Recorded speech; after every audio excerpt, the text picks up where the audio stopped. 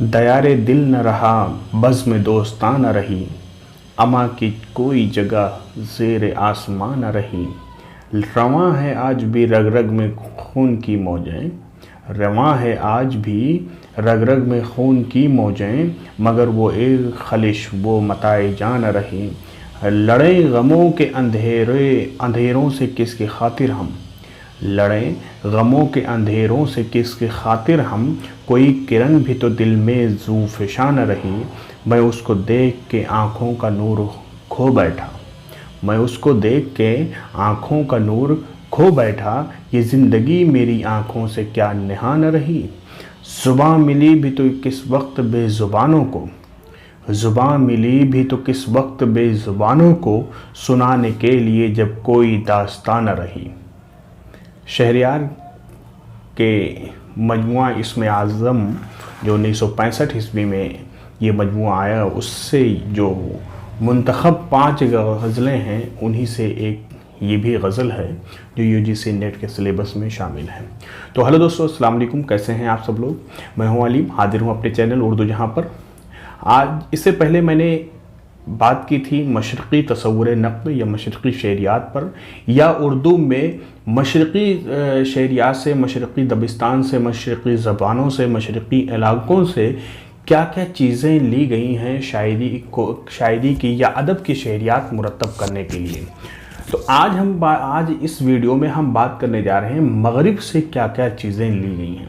बहुत सारे नाम आप सुनते होंगे, बहुत सारी चीज़ें पढ़ते होंगे, बहुत सारे नज़रियात का नाम सुना होगा आपने। तरक्की पसंद हो, रोमानियत हो, जदीदियत हो, माबाद जदीदियत हो, इसी तरह से आपका मैथ्यू आर्नल्ड हो, अरस्तो हो, एलियट है, या आई.ए. रिचर्ड्स है, या इसी तरह से और भी बहुत सारे जो शोरा हैं, उदबा हैं, वो सारे का सारा नाम लिया जाता है उर्दू में। तो ये क्या है, क्यों लिया जाता है। तो बेसिकली दोस्तों आप ये समझ लीजिए कि उर्दू अदब ने हर जगह से चीज़ें कुछ ना कुछ ली हैं, और ये सिर्फ उर्दू के साथ नहीं है, दुनिया की किसी भी ज़बान का आप मुताला कर लीजिए तो वो किसी दूसरी ज़बान से, किसी दूसरे इलाके से ज़रूर चीज़ें ली हैं। अंग्रेज़ी जिसे आज हम सबसे ज़्यादा डेवलप्ड लैंग्वेज तस्लीम करते हैं, ऐसी बात नहीं कि सारा सरमाया अंग्रेज़ी का। यूनानी, लातीनी और अरबी सबसे बड़ी चीज़ें, अगर सबसे ज़्यादा चीज़ें अंग्रेज़ों ने कहीं से ली हैं तो वो अरबी अदब से लिया, चाहे वो साइंस हो, चाहे फिक्शन हो, चाहे अदब हो, कुछ भी हो। अरबी या कहीं दूर मत जाइए, संस्कृत हमारे जो हिंदुस्तान की ज़बान है, यहाँ से भी बहुत सारी चीज़ें अंग्रेज़ों ने ली हैं। तो कुल मिलाकर के ये है कि हर एक ज़बान और हर एक ज़बान के अदीबों ने दूसरी ज़बान से, दूसरे इलाके से और दूसरी जगहों से नज़रियात को लिया है, चीज़ों को लिया है। तो उर्दू ने भी मशरक़ी शेरियात जिस तरह से अख़ज़ किया, उसी तरह से मगरिबी शेरियात को भी लिया और उसके पलड़े पर या उसके मीज़ान पर रख करके अपने अदब की तख्लीक़ करने की कोशिश की।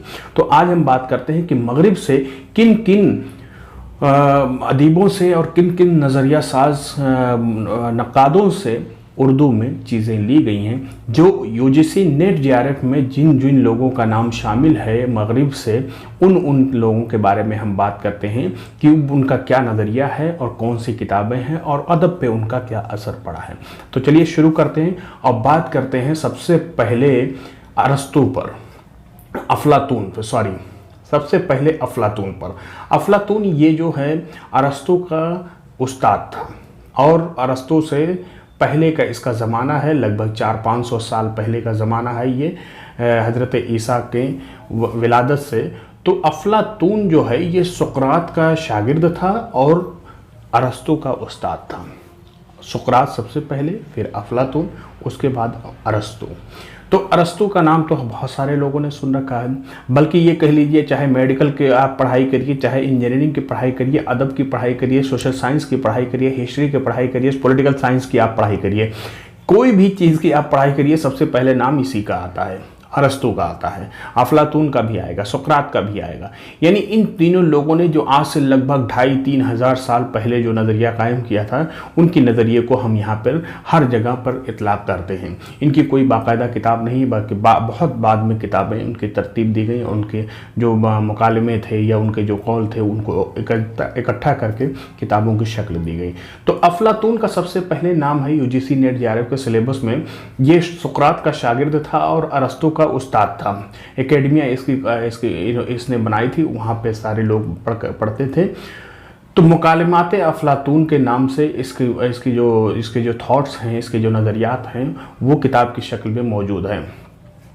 मिसाली रियासत इसने बनाई थी, जो बहुत बड़ा मतलब नज़रिया साज था और मुफक्किर था एक तरह से। तो इसने एक ऐसी रियासत का तस्वुर दिया था जहाँ पर कुछ अलग अलग कैटेगरी के लोगों का काम बांट दिया था इसने, कि मतलब एक कौम है लोहार, वो क्या काम करेंगे, एक कौम है बढ़ई, वो क्या काम करेंगे। तो इसी तरह से इसने तमाम जो माशरे में रहने वाले इंसानों को कैटेगराइज करके बांट दिया था कि कौन किसके ज़िम्मे क्या काम है। शायरों को और अदीबों को इसने अपने रियासत में जगह नहीं दी थी, इसने अपनी रियासत से निकाल दिया था शायरों और अदीबों को। उसने ये कहा था कि ये शायर जो होते हैं ये नक्काल होते हैं और ये इसी तरह से मुखरिब अखलाक होते हैं, यानी अखलाक को पस्त करते हैं। पस्त इन द सेंस यानी अदब जो तख्लीक करते हैं उससे लोग गुमराह होते हैं, ये असल नहीं होता। यहाँ से इसने कहा था, यहाँ पे देखिए इसने कहा कि शायरी इंसानी कोशिश होती है, ये कोई मतलब ऐसी कोई चीज़ नहीं है कि हम उसको खुदा का वो इल्हाम समझ लें या खुदा की तरफ से कोई नुज़ूल समझ लें, बल्कि ये इंसानी कोशिश है। शायर जो चाहता है वही कह देता है और जो उसके दिल में आता है वही बक देता है। उससे क्या होता है, अखलाक बर्बाद होते हैं, इससे समाज और माशरे को नुकसान पहुंच सकता है। तो वो उसके हिसाब से नतीजा ये निकाला गया कि वो शायरी को अखलाकी मतलब अखलाक का पासदार होना चाहिए या इस्लाह का पहलू उसमें होना चाहिए। तो इसीलिए इसने शायरों को अपनी मिसाली रियासत से जो उसने एक स्टेट बनाया था, स्टेट का कॉन्सेप्ट दिया था, उससे उसने निकाल दिया था। उसने 3 तरह की शायरी की तकसीम की थी कि शायरी जो होती है वो बयानिया होती है या तो, या ड्रामाई होती है और रज़मिया होती है। 3 तरह की शायरी की उसने तकसीम भी की थी। और ड्रामाई और रज़मिया में उसने कहा था नक्काली सबसे ज़्यादा है। अब यहाँ पे नक़ल दर नक़ल जो तसव्वुर है, एक नज़रिया है इसने दिया है। इसका मतलब ये है कि कहता है कि एक चीज़ होती है जो खुदा बनाता है, ठीक है, वो असल है, और उसको देख करके कोई चीज़ बनाता है। मान लीजिए खुदा लकड़ी बनाता है और लकड़ी को एक बढ़ई ले करके उसको तख्त बनाता है। अब उस तख्त को शायर जो अपनी शायरी में बयान करता है तो एक तरह से वो नकल कर रहा है। तो पहले असल खुदा ने बनाया, फिर उसकी नकल की है बढ़ई ने, फिर उसकी नकल करता है शायर। तो इस तरह से नकल दर नकल ये हो गया, ठीक है। तो ये मुसव्विर और तख्लीक़कार के लिए इसने इस्तेमाल किया। इसलिए उसने कहा कि जब ये आदमी शायर या तख्लीक़कार नकल दर नकल करता है चीज़ों को, तो हम उसकी चीज़ों को वैल्यू क्यों दें, उसकी बातों को वैल्यू क्यों दें। तो इसीलिए उसने शायरों को जो है वो असल बयान करने वाला नहीं तस्लीम किया। उसने अपनी फितरी कोशिश, उसने अपनी ज़ाती कोशिश करार दिया। इसीलिए अपनी रियासत से उसने शायरों को निकाल दिया और उसको कोई जगह नहीं दी। फ़न को उसने जानदार शय तस्लीम किया जिसका आगाज़, वस्त और अंजाम भी होता है। और इसने बेसिकली बुनियादी तौर पे जो तस्वुर दिया कि शायरी को इस्लाह पसंद होना चाहिए। अब बात करते हैं उसके शागिर्द अरस्तू की। अरस्तू जो है इसका अदब में और तमाम मुतालियात में बड़ा नाम है। इसकी 2 किताबें रेटोरिक और पोइटिक्स। रेटोरिक और पोइटिक्स जिसको बतीक़ा का नाम से भी हम जानते हैं, ये 2 किताबें हैं। सिकंदर का ये अफलातून का तो शागिर्द था, लेकिन सिकंदर का ये उस्ताद था। इसने सिकंदर को तालीम दी थी। बतीक़ा में 26 अबवाब हैं। बतीक़ा का तर्जुमा जो है अज़ीज़ अहमद ने भी किया है, जो हमारे मारूफ और मशहूर नावल निगार हैं। और इसी तरह से शमशुर रहमान फ़ारूक़ी ने भी शायद किया है। मेरे दिमाग में शायद उनका नाम आ रहा है कि शायद बतीक़ा का, मुझे कंफर्म नहीं हूँ, लेकिन अज़ीज़ अहमद का तो कंफर्म हो कि उसका उन्होंने तर्जुमा भी किया है। इसमें 3 तरह की शायरी उसने भी बयान किया, रज़मिया, बज़मिया और अलमिया। और अलमिया जो ट्रेजिडी जिसको इंग्लिश में कहते हैं, उसी को सबसे अहम सिन्फ करार दिया है, क्योंकि ट्रेजिडी से ये बड़ा काम लेता है। आगे हम बात करते हैं ट्रेजेडी से। वो कहता है उसके मुताबिक ट्रेजेडी सबसे अहम इसलिए है क्योंकि ट्रेजेडी लोगों के जज्बात का तज़किया करता है, यानी प्योरिफिकेशन करता है। तज़किया मतलब प्योरिफिकेशन करता है, यानी हमारे दिल में कोई चीज़ होती है, हम ट्रेजेडी कोई देखते हैं तो उससे सबक हासिल करते हैं और उससे हमारा नफ्स जो है पाक हो जाता है और हम बिल्कुल अच्छे हो जाते हैं। और उसी तज़किए नफ्स को इसने क्या कहा है, कैथारसिस का नज़रिया दिया है। ये आप लोगों को याद करने की चीज़ है, ये अरस्तु ने कैथारसिस का नज़रिया दिया। और कैथारसिस कहते किसको, तज़किए नफ्स को। मान लीजिए कि मतलब हम एक ड्रामा देखते हैं जहाँ पर मतलब इस तरह से अच्छाई की जीत बुराई पर दिखाई जाती है और एक कशमकश होती है, तो नाजरीन जो होते हैं उसको देख करके असर लेते हैं। कभी कभी होता है कि उसमें जब बहुत ज़्यादा जुल्म ज़्यादती दिखाया जाता है तो नाजरीन की आंखों से आंसू जारी हो जाते हैं। ऐसा होता है, फिल्में देख करके भी हम करते हैं। तो उससे क्या होता है, वो आंसू जो हम बहाते हैं या हमारे ऊपर जो वो जज्बात तारी होते हैं, उससे हमारे नफ्स का तज़किया होता है और हमें सीख मिलती है। तो उसी को कहा जाता है कैथारसिस। बिल्कुल सिंपल से सादा लफ्ज़ों में आप ये समझ लीजिए, जो हमारे उस्तादों ने भी हमें सिखाया है यही चीज़ें मैं आप लोगों को भी ये बता रहा हूँ। उसके मुताबिक अखलाकी पहलू जो इसके उस्ताद अफलातून ने कहा कि शायरी को इस्लाह पसंद होना चाहिए, तो इसने कहा कि अखलाकी पहलू तो होता है शायरी में, मैं उसको इनकार नहीं करता हूँ, लेकिन वो चीज़ें ज़िमनी होती हैं और असल चीज़ जो है वो फ़रहत व इंबसात बख्श अता करना है क़ारीन को। इसका मतलब ये था कि अदब को अदब ही रहना चाहिए, अदब बराए ज़िंदगी या अदब बराए समाज नहीं होना चाहिए। इसने ये भी कहा कि नक़ाली को ऐब नहीं है, जो अब उसके उस्ताद ने नज़रिया दिया कि नक़ल दर नक़ल करते हैं, तो इसने कहा नक़ाली ऐब नहीं होता है, बल्कि कभी कभी नक़ल करने वाला मुसव्विर तस्वीर बनाता है जो असल से ज़्यादा खूबसूरत हो जाता है। तो यहाँ पर मतलब इसने इसीलिए नक़ाली को ऐब नहीं करार दिया और कहा कि नक़ाल या मुसव्विर या तख्लीक़कार अपने तख़य्युल के बिना पर कभी कभी असल से भी ज़्यादा खूबसूरत चीज़ बनाकर पेश कर देता है। उसने शायरी को इल्हामी कहा है। शायरी कहता है कि शायरी इंसानी कोशिश नहीं है, यहाँ भी वो अपने उस्ताद से एक तरह से इख्तलाफ करता है और इंसानी कोशिश नहीं बल्कि इल्हामी होती है ये शायरी जो होती है। और इसने सबसे अहम काम जो किया, ड्रामे के अज्जाए तरकीबी इसने मुतय्यन कर दिया था। उसमें 6 अज्जाए तरकीबी हैं, प्लाट, किरदार, मुकालमा, ज़बान, मौसीकी और आराइश। और प्लाट को इसने सबसे अहम जुज़ करार दिया है। ये सवाल भी अक्सर आता है कि अरस्तु ड्रामे के कौन से जुज़ को सबसे अहम करार देता है, तो वो है प्लाट। अब बात करते हैं लॉन्जाइनस की। लॉन्जाइनस का नाम जो आता है वो शायरी में जिस तरह से आप सिंपल सा समझ लीजिए, जैसे उर्दू शायरी में है एक सिन्फ, कौन सा है, कसीदा।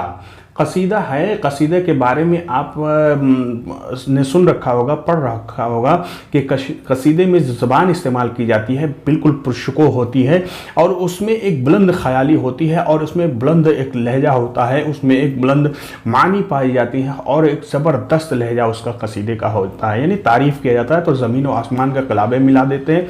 इससे पहले जैसा कि मशरक़ी शरियात में मैंने बताया था कि मुक़द्दमा इब्न खल्दून ने क्या कहा था। इब्न खल्दून ने कहा था कि शायरी में मुबालगा जितना ज़्यादा होगा, झूठ जितना ज़्यादा होता, उतनी ज़्यादा इसमें खूबसूरत उतनी ज़्यादा शायरी होती है। तो लॉन्जाइनस ने भी तकरीबन यही सारी चीज़ें बयान की हैं। उसने ये कहा है कि ये जो शायरी में जो होना चाहिए वो एकदम बुलंदी होनी चाहिए, उलू होना चाहिए, इर्तफ़ा होना चाहिए। उसी को उसने नाम दिया है सब्लिमेशन। सब्लिमेशन इंग्लिश में कहते हैं उलू इर्तफ़ा, यानी बुलंदी, बुलंद ख़याली। ठीक है, ये पहली सदी में, ये पहली सदी का यूनानी नक्काद है, यानी लगभग ईसा मसीह के जिस दौर में थे उसी दौर का ये अदीब था और नक्काद था, यूनान का था।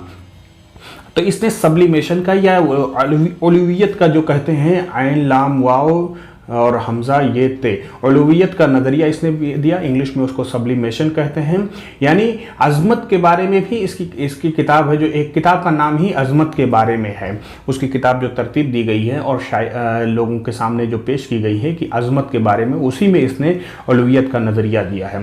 अदब की अज़मत अता करने वाली इसने 5 चीज़ें करार दी है। कौन कौन सी? सबसे पहले इसने कहा कि बुलंद ख़याली होनी चाहिए शायरी में, और दूसरी जो बुलंद जज्बात बुलंद होने चाहिए, सनातों का बहुत ज़्यादा इस्तेमाल होना चाहिए और अल्फाज का बहुत ज़्यादा बेहतरीन इंतखाब होना चाहिए और इसी तरह से ऐसे जुमले, ऐसे अल्फाज हों जिसके ज़रिए से नगमगी हो और जिसके ज़रिए से फ़रहत और इंबसात मिलना चाहिए। तो बेसिकली लॉन्जाइनस का जो हमें याद रखने की चीज़ है वो ये है कि उलूए इत्तिफा का इसने या उलूवियत का नज़रिया इसने पेश किया था, सब्लिमेशन जिसको इंग्लिश में कहते हैं। ये सवाल भी अक्सर आता है।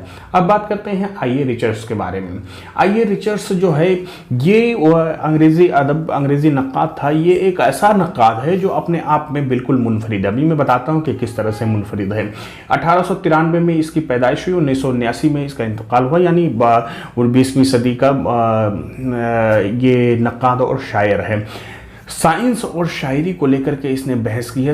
उसने ये कहा है कि साइंस जो चीज़ें नहीं दिखा सकती हैं, फैक्ट नहीं दिखा सकती हैं, शायरी के ज़रिए से हम तख़य्युल की मदद लेकर के वो बहुत सारी हक़ाइक़ को हम लोगों के सामने पेश कर सकते हैं। इसलिए इसने साइंस से आगे अदब को रखा, शायरी को रखा।